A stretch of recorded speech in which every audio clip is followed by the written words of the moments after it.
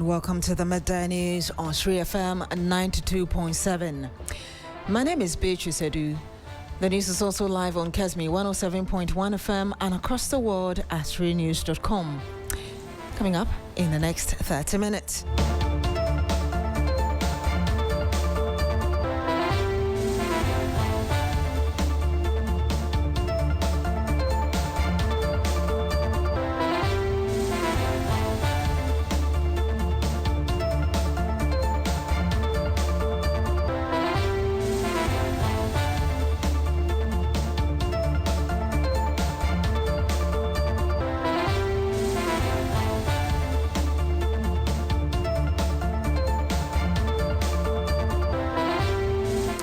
Death toll in Avenor building collapse rises to 3 after one of the 2 survivors died at the hospital.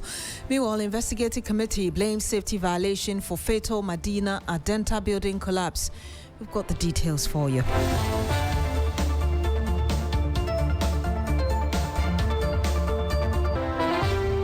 Also on the program this afternoon, doctors at Komfo Anokye Teaching Hospital still on strike, despite attempt by regional minister to broker a deal.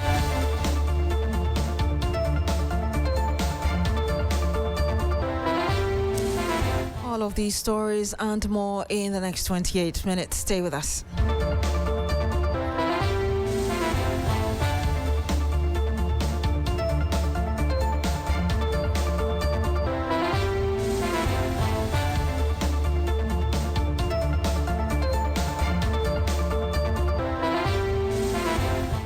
Now, city authorities are seeking the necessary legal and regulatory clearance to demolish structures situated close to the 3-story building that collapsed on Sunday at the North Industrial Area, killing 3 people and leaving 1 survivor receiving treatment at the Greater Accra Regional Hospital. Preliminary information suggests that the collapsed building may have been constructed without the required permits, although officials say investigations are still underway to determine the exact cause of the disaster. Meanwhile, emergency response teams have completed search and rescue operations and withdrawn from the scene after clearing the rubble and accounting for all victims. Our reporter Christian Yale was back there earlier and brought us this report. We know that yesterday when this happened, after the rescue effort, the figure we got as of yesterday was that 2 had passed on or died, and then 2 survivors were sent to the hospital. Now, the update that we are getting right about now, is that one of the 2 survivors has also passed on at the hospital, bringing the death toll now to 3. And so I'm just about to engage the commanding officer of the 48th Engineers Regiment of the Ghana Armed Forces, Lieutenant Colonel Amponsa, who has been leading the team here by far to get the details exactly. So can you confirm this figure to us? Yeah, so as you rightly stated, as at yesterday, we have rescued 4 victims. Out of the 4, 2 were alive and were receiving treatment at the police hospital. And then 2 were dead, who were deposited at the police morgue. But this morning, we did a follow-up at the police hospital, and then, unfortunately, another victim has passed on. So that brings the death toll to 3, with 1 survivor. It is also important to know that the surviving victim is currently receiving treatment at the Ridge Hospital. No more at the police hospital? More at the police hospital. Okay, that is striking to note, but I also realize that you've brought some lowbers to more or less like tow the earth-moving machines away. What is happening? Okay, so our disaster response operation has 3 main phases. Phase 1 was the initial response action by the respondents. Phase 2 was the emergency response or rescue operation. And phase 3 is the withdrawal. So as you can see, as of yesterday, 2000 hours, we are complete. We were through with our response operations. We transitioned into the final phase, which was the collection of the debris. And as at this morning, we are 100% through with the collection of the debris. So at this stage, we are withdrawing from the incident scene as we are done with our operation.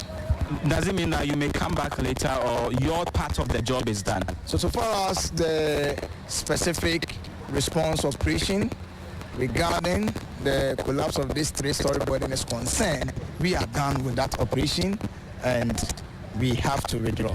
Maybe finally, we understand that other structures close to where the collapse happened have become more or less like death trap. There is this story building that we see. What happens to that? Are you going to obtain any kind of permit to bring those ones down as well? Yes, so as the Interior Minister clearly stated, and as you can visibly see or assess the facility or the structure, it is a death trap.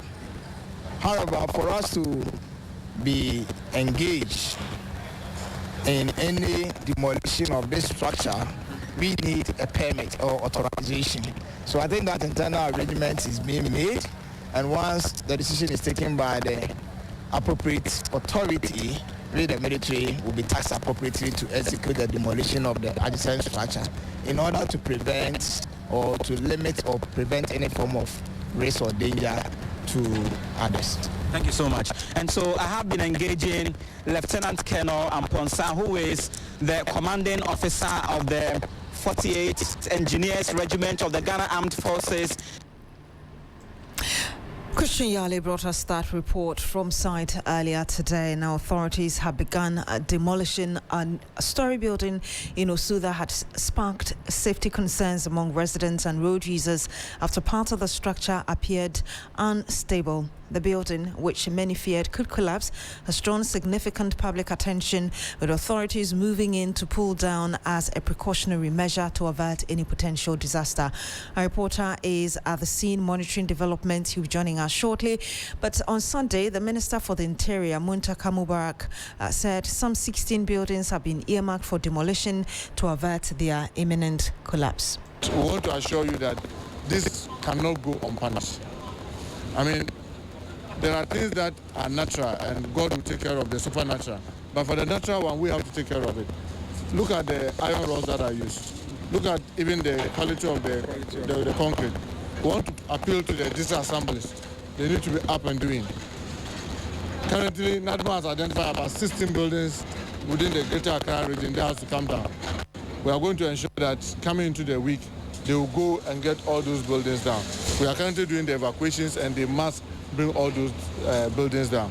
We'll empower the National Disaster Management Organization and the 48th Engineers Regiment to assist in bringing most of these buildings down before they cause these unnecessary deaths.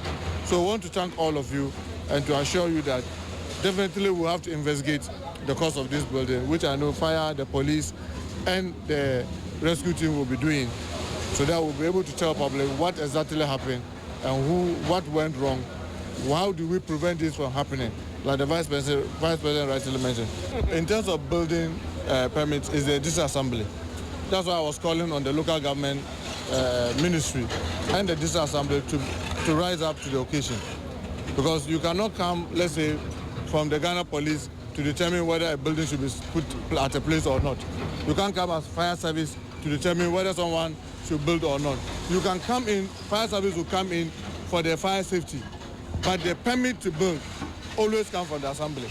So we want the assemblies and their engineers to be up and doing so that we can support them to make sure that we have a very safe environment. Without them, they have the mandate to carry it. You cannot cross your mandate and go into other people's mandate and now go and say that maybe, for example, police will not determine who will build and who will not build. That will be infringing on even the laws of our country. So that this assembly should be up and doing. I hope my colleague, the local government minister, will rise to the occasion by talking to the MMDCs for them to sit up and make sure that those that do not have authorization and their building will be stopped. And you heard the Interior Minister, Mohammed Muntaka Mubarak. We stay a bit longer on this because a joint technical investigative committee has released preliminary findings into the collapse of a building at Madina that claimed one life and left 5 others injured. The committee says the collapse was caused by a combination of regulatory breaches, structural deficiencies and unsafe construction practices. Among the findings were the absence of approved permits and engineering drawings, the disregard of stop work orders issued by authorities and the construction of an additional floor on a structure not designed to carry the extra load. The committee has also outlined a number of recommendations as investigations continue, including securing the site, dismantling unstable sections of the remaining structure and strengthening compliance with building regulations. For more on the key findings and recommendations contained in this report, I'm joined in the studio now by my colleague Noble Crosby-Annan, who's gone through that statement issued earlier for us. Crosby, again, thank you for being with us. Just take us through the major findings of the committee and recommendations from the preliminary investigations, kind of giving flesh to what I've just said. Right. So the emphasis is that it was caused by a combination of serious regulatory breaches. There were structural deficiencies and unsafe construction practices. According to the committee, the project was undertaken without the requisite statutory approvals, including approved architectural and structural engineering drawings, building permits, and other mandatory technical documentation. All of these were absent. The investigation further revealed that official stop work directives issued by the Assembly were disregarded and construction activities continued despite regulatory interventions. Another establishment was made that an additional floor was being constructed on the building at the time of the incident, and this unauthorized vertical extension imposed significant additional loads on the structure that had not been designed or assessed to accommodate them. And occupants were reportedly present in portions of the building while construction activities were ongoing. Also, the assessment shows that critical structural weaknesses were present, including discontinuous load-bearing columns, inadequate structural support systems, poor quality concrete, and improperly detailed reinforcement. Now, these deficiencies, they significantly compromise the building's ability to safely transfer loads to the foundation of the building. And the parting of fellow observed at the site is consistent with a progressive or pancake collapse. This means that a failure of critical structural elements will trigger sequential collapse of multiple floors. So essentially, these are some of the things that have been found from the preliminary investigations. And in terms of recommendations? Well, first, to support the ongoing investigation, samples of the concrete and reinforcement steel have been collected for testing to determine compliance with applicable engineering and construction standards. A few recommendations have been made. First is to the National Disaster Management Organization to maintain a secured perimeter that we've seen right now around the site, while unstable portions of the remaining structures are carefully dismantled to safeguard the public and facilitate further investigations. And the committee also emphasized that the incident serves as a stark reminder of the importance of compliance with building regulations, professional supervision as well, and adherence to approval or approved engineering and architectural standards.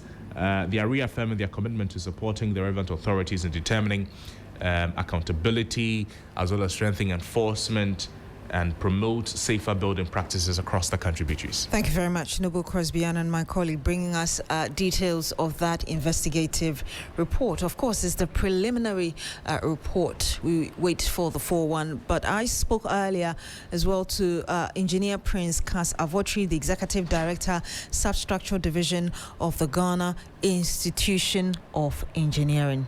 The whole thing that we established was that there was no permit and there had been constant stop work order on the said structure before that led to a collapse of the whole structure. And then when we went there to be observed that the work didn't depict a work that a professional had looked at because of how the building elements, what we call the columns, have been arranged and the quality of concrete that we saw on site. You saw that there were multiple, if I get you correctly, there were multiple stop work orders. Is that right? Yes. Did you find out from the Assembly why, after 2 or 3 stop works, they didn't arrest the owner but allowed it to continue until this disaster? I think this will be well placed at the doorstep of the Assembly if you can get them to explain why almost all stop work orders that the issue of buildings, enforcement, a further step to enforcement as in arrest or demolition order is not being carried out in such properties. I know that you say this is a preliminary report, as it were, on this particular building, but are you able to tell us how perhaps what you saw is a reflection of what we're seeing? Already we've had a few other buildings collapse. Yeah, I think the same thing that we've been saying, right from the Newtown building to the Adenta one and the Avenor that we have. You all have similar and the same, almost same peculiar issues that we observe anytime we go to the site. All being that regulations and legal procedures are not followed through, professionals are not being dealt with.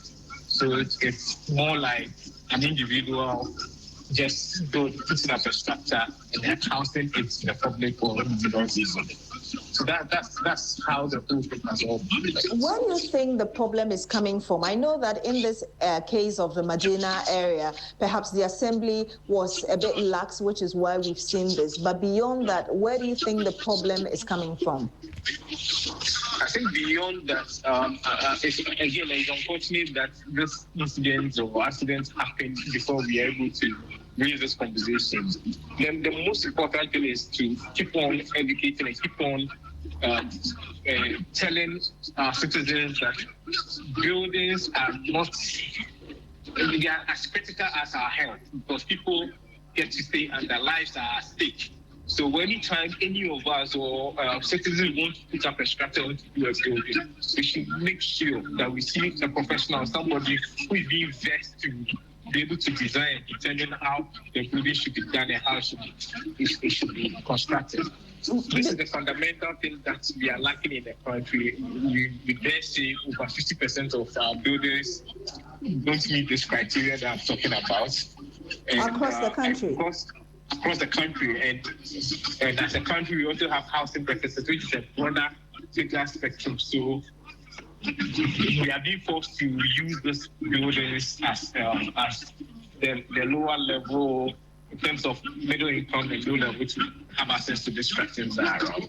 And let me ask you this before you go. Beyond the issue of building collapse, we're also getting reports of areas getting flooded. These areas were hitherto not flood-prone areas, but we're seeing them now getting flooded and even facing serious flooding issues. As an engineer, are you able to tell us why we're having this now, beyond the issue of climate change, which affects every area? This is a wonderful question. The Ghana Institute of Engineering have issued a position paper somewhere May before this torrential rains have started coming up, where we gave out a policy direction to the Ministry of Water and Resources, Natural Resources, and Works and Housing as well, I beg your pardon, directive of how we should start tackling this in terms of policy and things we can do as even individuals. Yes, the rains this year looks more severe because downstream, which is of course, Accra, the Komfo, and the rest are closer to the sea. And most of our water runoff from the north comes down and must end up in the sea. You see, so those are where the drains and the storm drainage system comes into play. So previously, we didn't see the severity because rapid urbanization is not happening, but now it's spreading. The Adenta enclave, the Oyarefa, the Dudua enclave, structures of buildings are going on.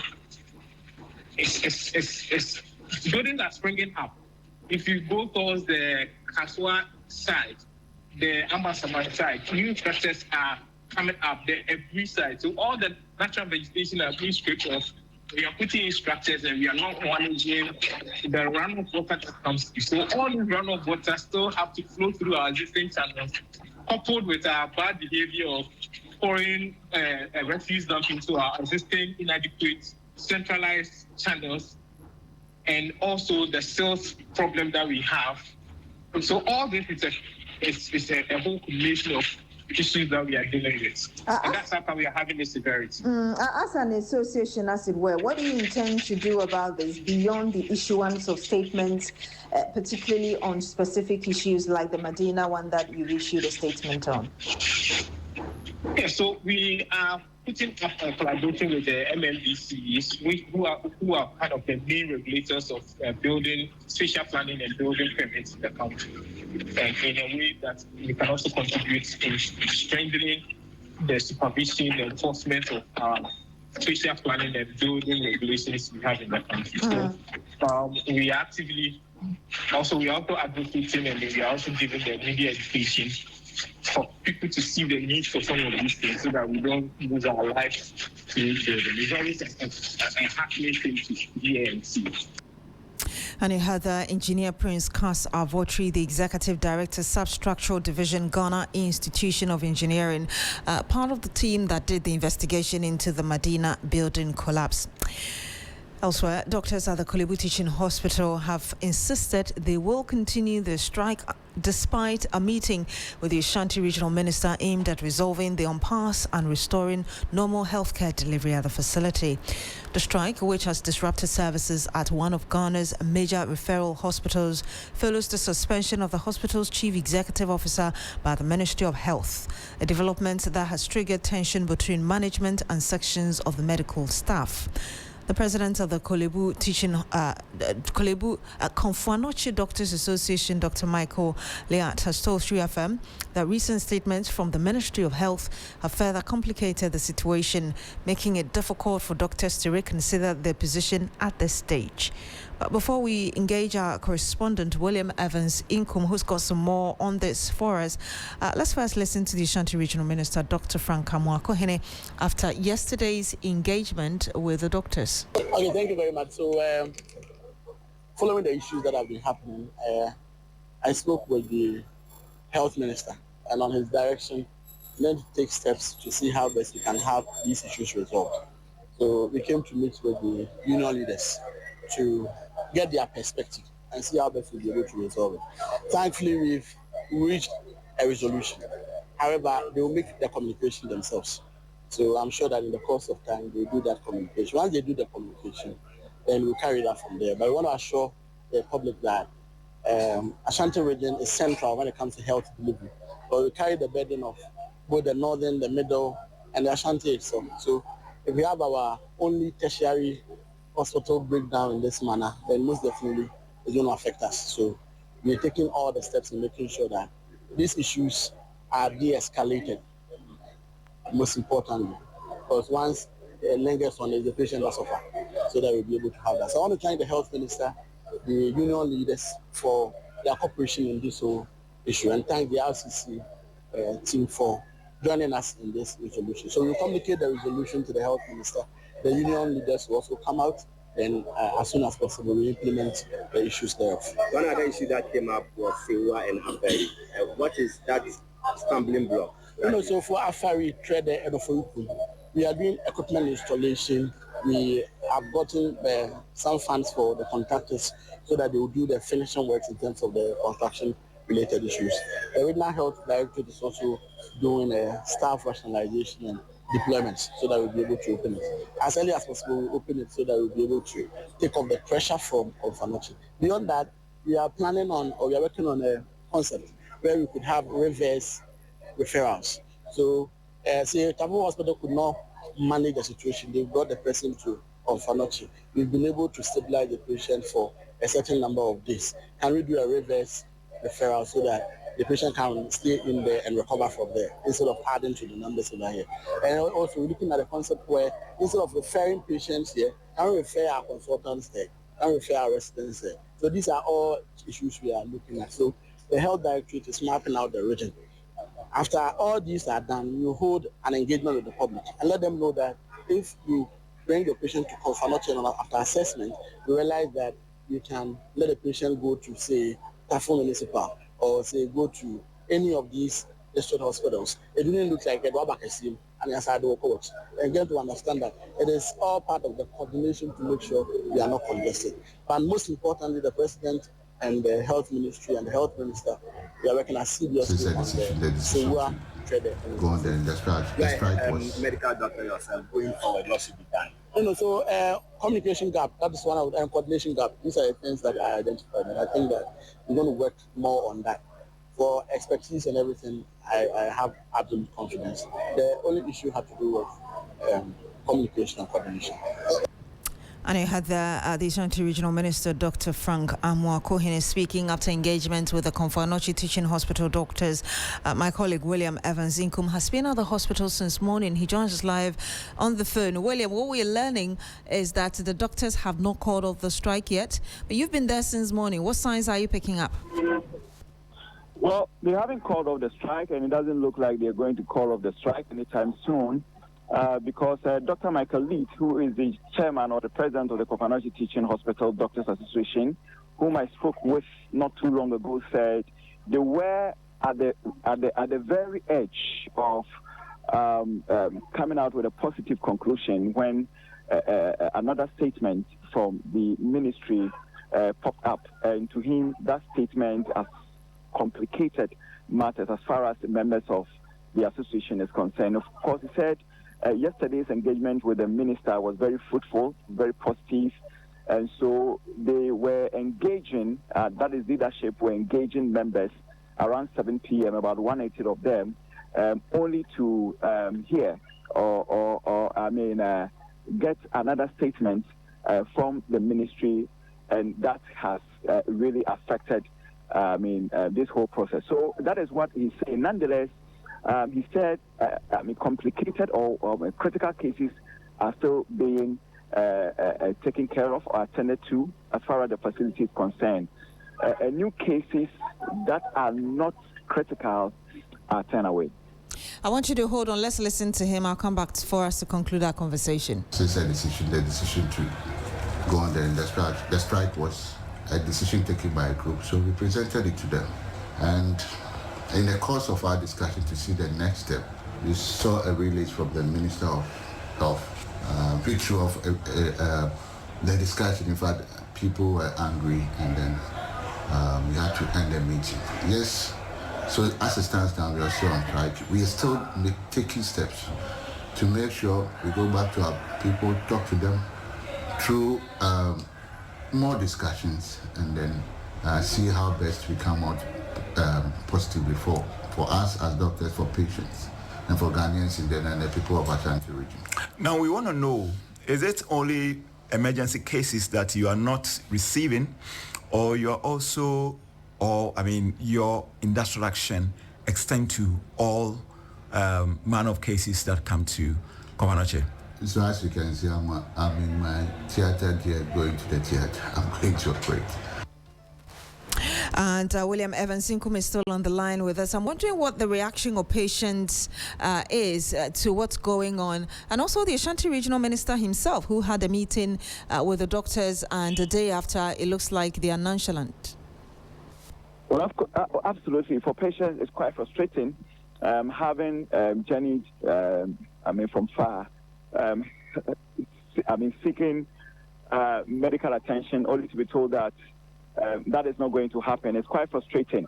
For our Ashanti Regional Minister, we are yet to get any reaction in respect of the current situation. Thank you very much, William Evans Inkum. He's a man leading our team in the Ashanti region. Now, Sri FM News has gathered that officials of the Forestry Commission stationed at Benso in the Mpoho district of the Western region are reportedly trapped inside their offices after an angry mob of illegal miners laid siege to the premises following an alleged confrontation involving one of their colleagues. Information available indicates that the incident began late last night when an illegal miner reportedly parked a motorcycle directly in front of the Forestry Commission office, obstructing access to the facility. And I'll bring you more later. And that's it for the Midday News here on Sri FM 92.7. My name is Beatrice Adu. Thank you very much for joining us this afternoon. Log on to srinews.com for more news.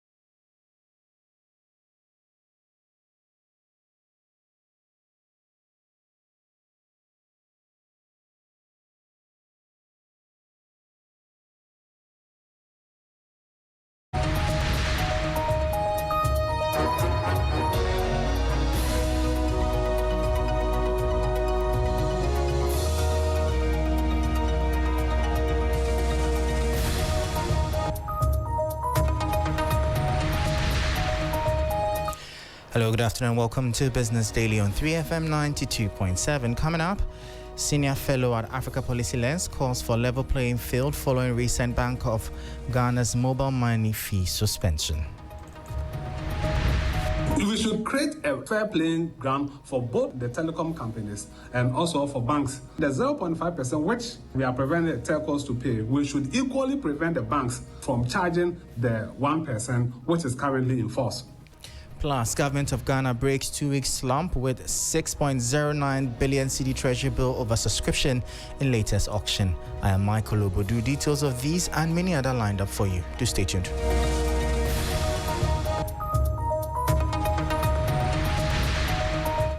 Thank you so much for your time. Straight into our top story. And following the Bank of Ghana's recent directive ordering mobile money Fintech Limited to suspend its proposed 0.75% fee on direct wallet to bank transfers, economic policy analysts are urging regulators to review broader banking charges to ensure equity in the digital payment ecosystem. Speaking on the development, a senior fellow at the Africa Policy Lens, Dr. Beatrice Adu, argued that a truly comprehensive 360 financial interoperability system requires equal treatment for both telecommunication companies and commercial banks.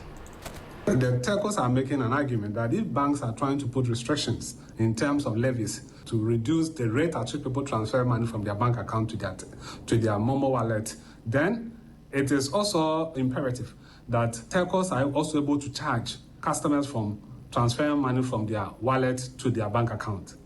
I think that if we are making a case that there shouldn't be any charge from transferring money from your Momo wallet to your bank account, then in the same way, there should not be any charge from transferring money from your bank account to your Momo wallet, because it's the same services. And if we want to achieve a comprehensive or a 360 interoperability, then the 1% that the banks are charging should go off.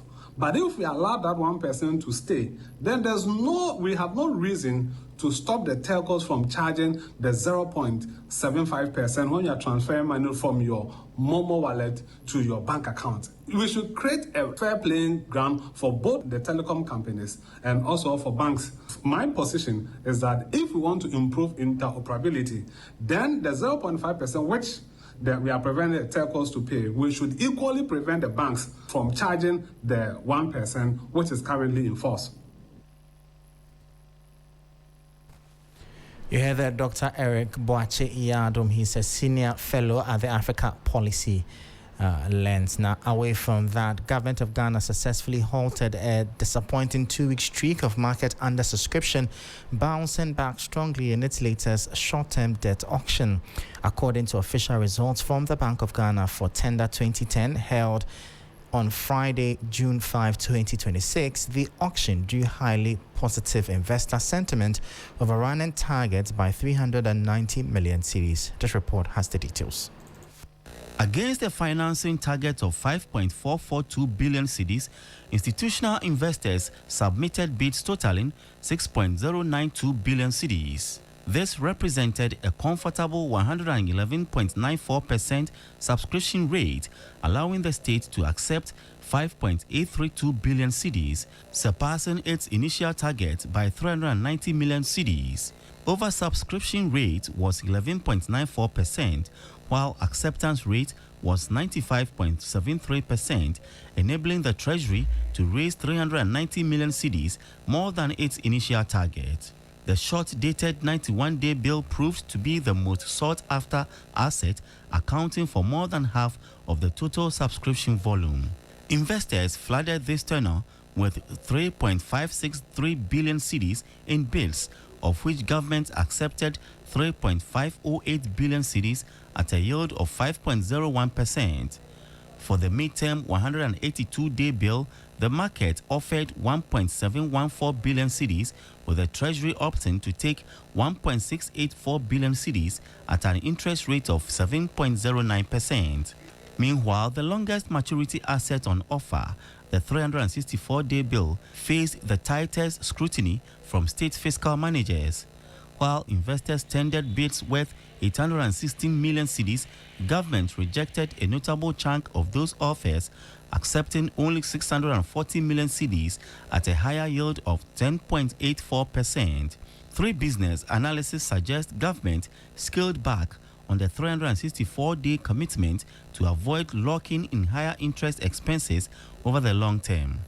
This dramatic rebound provides the Treasury with critical breathing room for budget implementation and upcoming debt rollovers, reassuring stakeholders that domestic market debt remains resilient despite recent volatility. And that was a 3 Business News Desk report.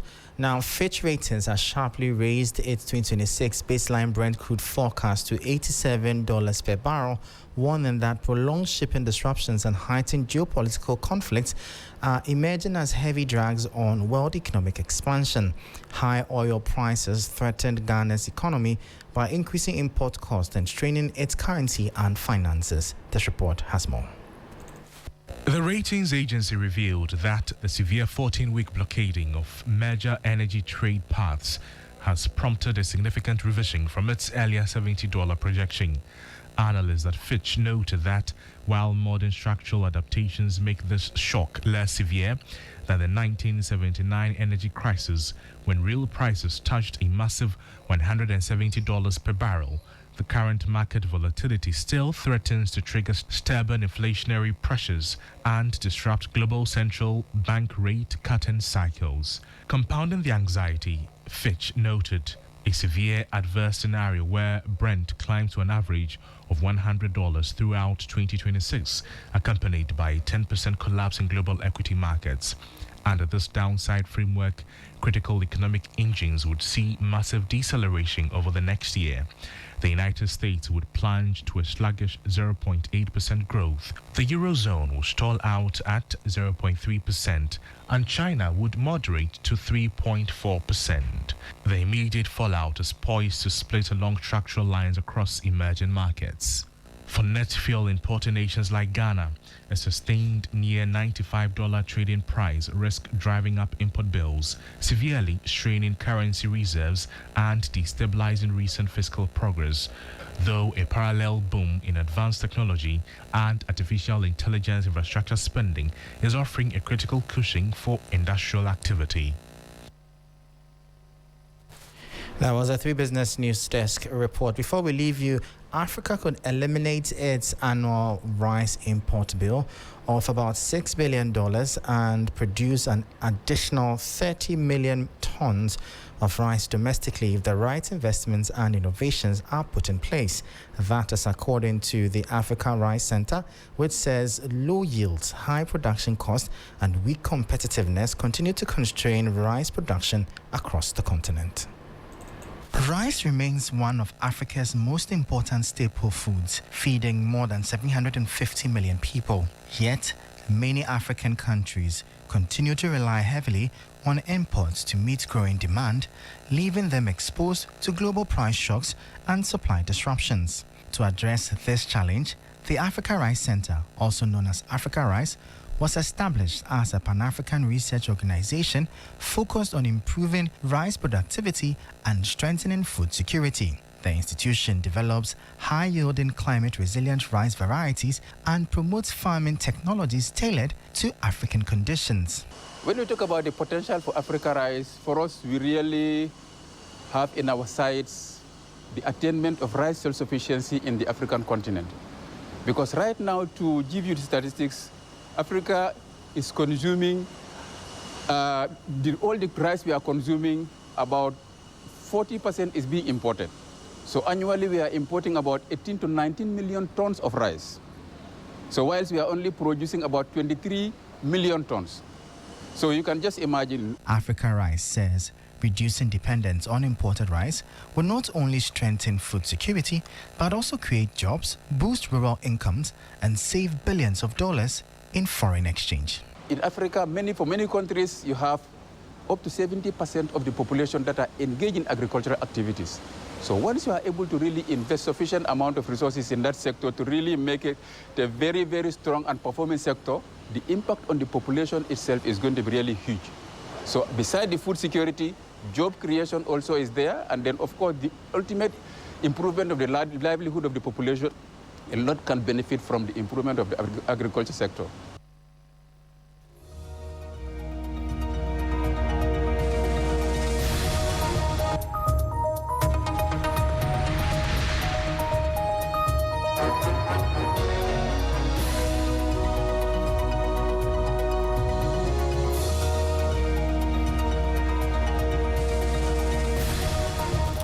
So you heard there Dr. Baboka Mane. He's the Director General of the Africa Rice, bringing an end to today's edition of Business Daily here on 3FM 92.7.